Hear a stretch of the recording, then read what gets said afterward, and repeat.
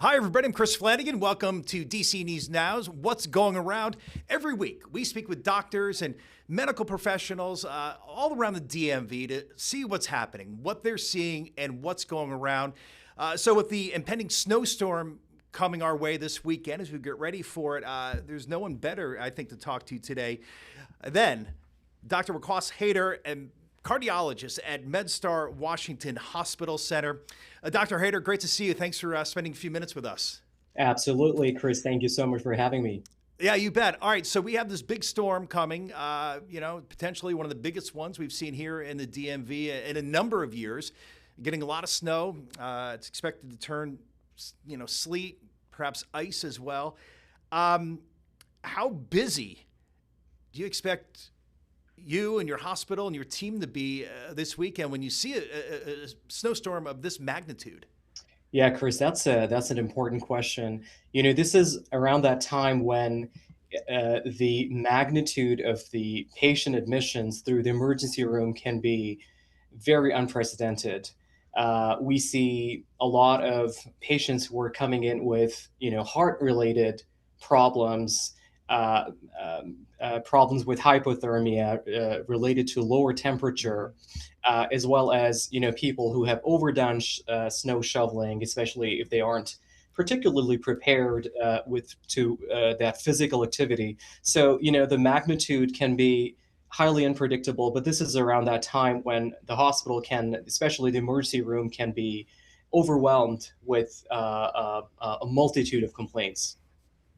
And Dr. Hayter, we're 48 hours as we tape this now, or 24 hours out before the storm hits. How are you preparing? How does the hospital, unlike a tornado that just hits, at least we have some warning. We know days out that a storm's coming. How do you work that to your advantage, and how do you prepare for a storm like this? Yeah, absolutely. I think preparation is crucial here, especially with the magnitude of, this snowstorm that we're expecting.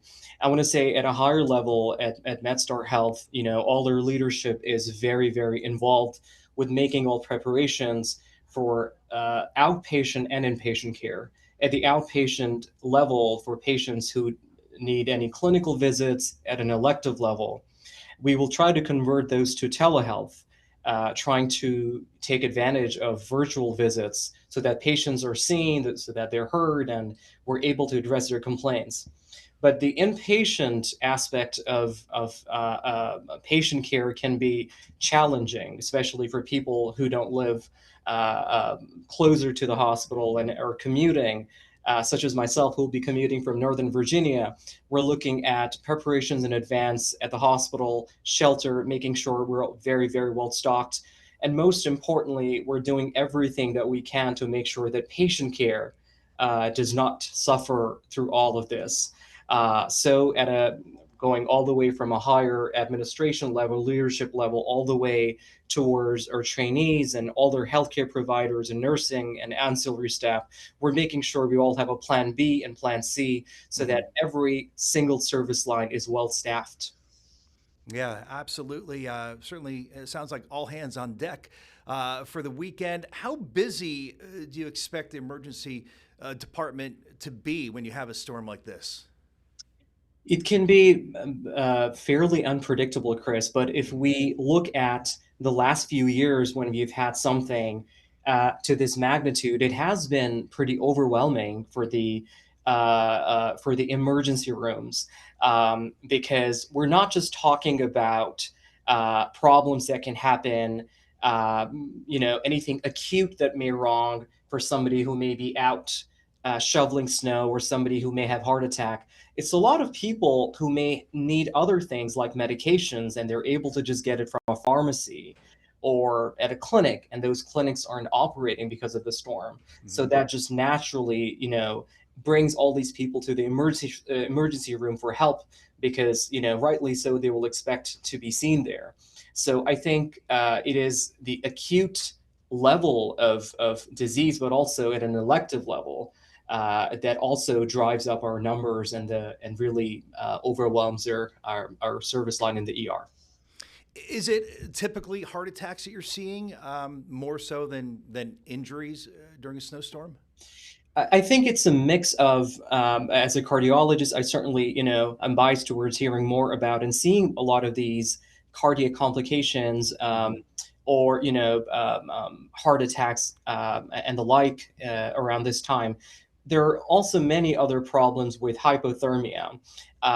People who get stuck out in the traffic or such and develop complications related to that, as well as people, like I said, who were not able to get medications. And when we say medications, it could be multiple different things from a neurologic aspect to the cardiovascular system to the GI system. And if they're not able to get those medications, they may develop complications from that. So oftentimes we see patients who are coming in, for instance, in some element of withdrawal related to not being able to get those medications.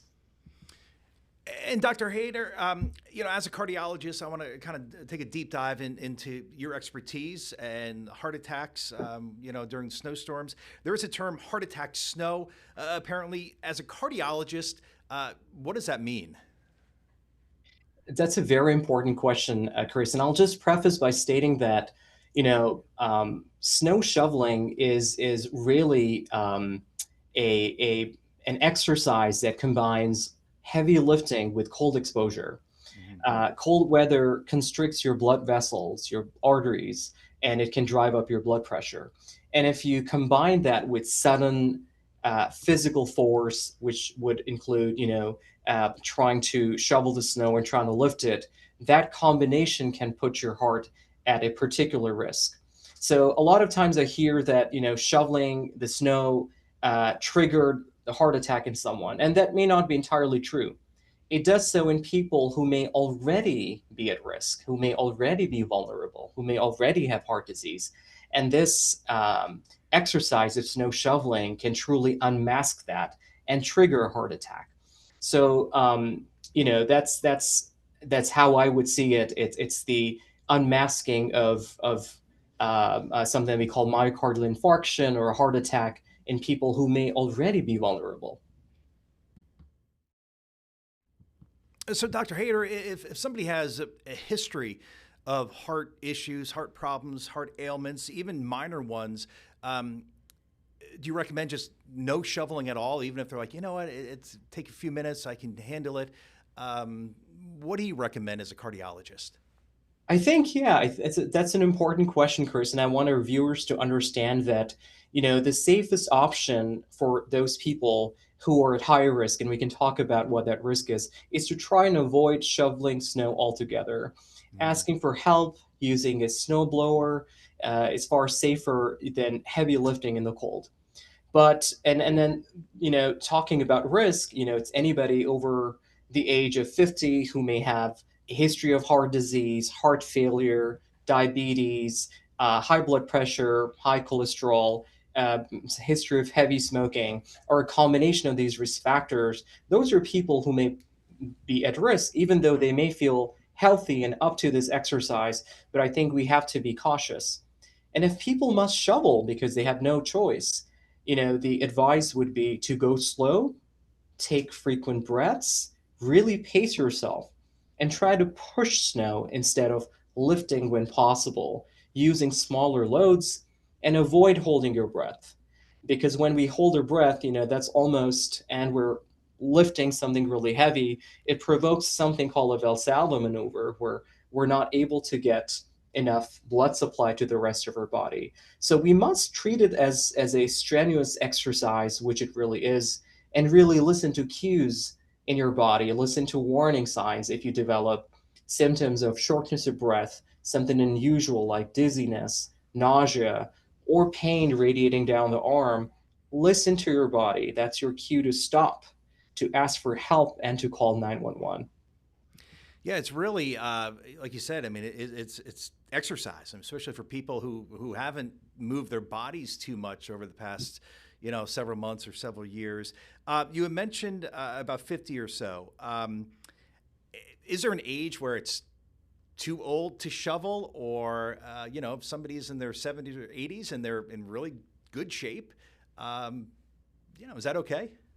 That's an important question, Chris, because I think what truly matters here with the ability to exercise is just how functional somebody has always been. So I think in that case, age truly just becomes a number. So somebody who is able to exercise, who has been really exerting themselves and doing okay with a physical challenge, I don't see why they should not be able to do that, even past even in their 60s or 70s. I have a neighbor who, in his even in his 70s, I'm sure he can really do a lot more than I'm able to achieve. But the cutoff for 50 and above comes from the fact that at that time many of complications related to blockage in the heart, in the arteries of the heart, or the risk of atherosclerosis goes really high, especially if you have risk factors. But you're absolutely correct. If somebody is able to achieve a certain workload in the gym or at home or at work,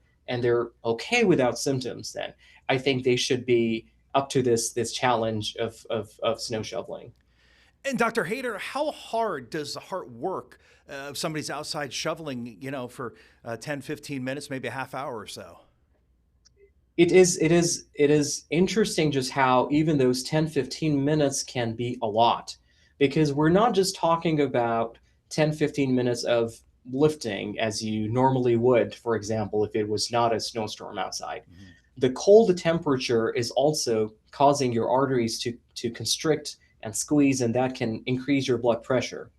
Also, if we are shoveling snow and we're not taking adequate breaks, then that combination of high blood pressure, increased activity, and high heart rate can really be dangerous.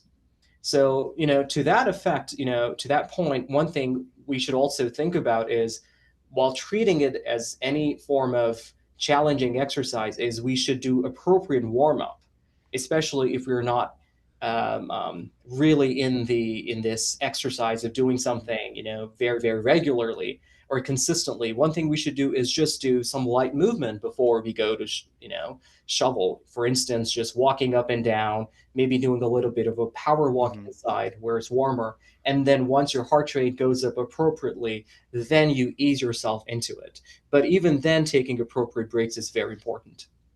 And Dr. Hayter, the temperature is supposed to be just bitterly cold this weekend. That's another factor. A lot of snowstorms. It's not too bad out temperature wise, but this weekend is going to be bitter cold, and this bitter cold will last for several days. How does that impact the arteries? Not just shoveling snow. If you just happen to be outside. That's an important question, Chris. Even if you're not, if you are not doing anything that is physically exerting your muscles, just being out there in the cold will still cause vasoconstriction, and that itself can cause your blood pressure to go up. The but the complications really related to freezing temperature can really be a spectrum.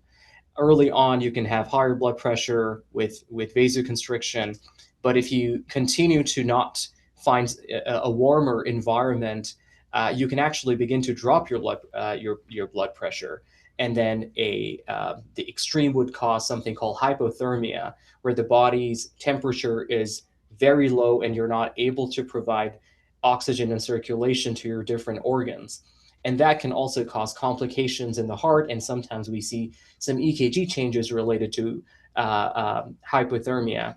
And earlier on, you had also asked me an important question about, going back to what kind of problems we see in the emergency room, and with the magnitude of that we're about to see with this storm, it would also be a lot of injuries. Injuries when you become hypothermic and you're just out in the cold, and let's say you're not able to find help because you're all elderly or debilitated. I think that can cause a lot of problems with the muscles, and as well as the heart. And importantly, just making sure that once things and the surfaces get very icy, we can have a lot of trauma. We can have people who can have fractures and falls, especially if they're on blood thinners. So I think one population that should be specifically be very cautious, even if they're not shoveling snow and they're just outside, would be patients on blood thinners, because that's when fall and trauma can happen. And this can be quite dangerous for this patient population. Dr. Hayter, what are some questions people should be asking their doctor and their cardiologist if they anticipate they're going to be out shoveling the sidewalk or the driveway this weekend? That's, I think, you know, a crucial question for patients to communicate with their healthcare providers, with their doctors, cardiologists, and other healthcare providers, to just, a quick message, just a quick check-in that if they plan to do it, what are the thoughts? And I received a lot of these portal messages these last few days from patients who live locally. I think the question would be, do you advise that I'm okay to do it? Especially if you've not had a stress test in the last year or 2 years. And we don't truly know how your body is going to respond to that challenge. I think that would be an important question to ask. But I will also add that patients should also, and people in general, all our listeners and viewers, should also make sure that they're appropriately good on their medications and refills, especially blood pressure medication, things that you think may be very mundane and may not be a problem because you may just miss a dose or a day. We don't know how these things would unfold, and we don't know what the true magnitude of these storms can be despite the best predictions. So I think making sure that you have all your medications, at least a week plus supply at home, and making sure you communicate with your healthcare providers in advance will be very important. And Dr. Hayter, a few minutes ago, you had mentioned, before you go out shoveling, just, stretching and warming up in a sense. How about hydration? How important of a role does that play in, exercise, certainly shoveling snow and with your heart? That's an excellent question, Chris. The reason being, if your blood pressure is high, as I had stated earlier, your heart rate is high, you're essentially putting a lot of stress on the heart. If you're volume depleted, if you're dehydrated, you are going to be at further risk of complications. So I think hydrating yourself before you go out, especially with electrolytes, if you can, I think it can attenuate those complications that can come in with dehydration as well. Even though you may think you're out in the cold and such, however, you may paradoxically get more dehydrated by exerting yourself that way. So I completely agree with you. Hydration before shoveling can be extremely important. And how about eating? Should you go have full breakfast, or does that impact your heart if you're too full when you go out and shovel? As long as you haven't eaten a very, very, large meal and then you're just going out immediately, because as with any form of strenuous exercise, it can make you nauseous, especially if you're not taking breaks. So I would actually, recommend that we leave about a 30 to 45 minute time interval between eating, especially if it's a larger meal, and then going out and doing it. But to your excellent question, just getting a quick snack would probably make more sense, especially if you hadn't eaten anything for the last few hours, because one risk, that we haven't talked about would be lowering your glucose, would be hypoglycemia, especially if you haven't eaten anything, and with the adrenaline of shoveling, you're not realizing that your body requires more glucose to try and function through this exercise. So I think a snack would make most sense. A fruit, a light meal, but certainly a heavy meal. If you've consumed that, I would maybe wait about 45 minutes. And Dr. Hayter, can a heart attack come on hours after shoveling and once you're finished? It's an interesting question. It can, and to the effect that if, let's say, the problem with your block, let's say you already have a some blockage in your arteries, and you've had an impending heart attack all along, and you triggered it, you provoked it by shoveling the snow. You may not immediately feel chest pain, but that process that we call plaque rupture may already initiate around the time of shoveling. So yes, it is possible for you to feel some symptoms a few hours after. And I think, to your excellent question, it will be very, very important for patients to report these symptoms and try to seek help especially if it's a chest pain with some radiation and it's associated with some nausea or sweating. And I would not necessarily just attribute it to a pulled muscle because I was pushing or pulling. I would maybe consider, especially if I'm at risk, that this could really be related to a heart problem. Yeah, that's important information there. Dr. Hayter, as a cardiologist, as we wrap up here, how much does a big snowstorm like this concern you and your colleagues certainly as well? It concerns us a lot, Chris, for the simple reason that we take care of a very, very complex patient population in the DC, Maryland, Virginia area. These are patients who are elderly, debilitated, and with a very, very complex spectrum of heart related issues. So it concerns us because we just don't know exactly what how to help these people with the logistic challenges that we're going to see. I think all we can do is try to anticipate and see, make sure that these patients have their medications and care, and they have a way to reach us, even if it's a phone call to our nursing staff and such. For anything, we can at least guide them to get help where possible. Yeah, it's great information. So timely, of course, with the storm heading this weekend. Dr. Hayter, really appreciate it. And stay safe this weekend. And hopefully, you're not too busy, right? We'll see. All right, Dr. Hayter, great information. Appreciate it. Great seeing you. Thank you. Thank you so much, Chris. You bet.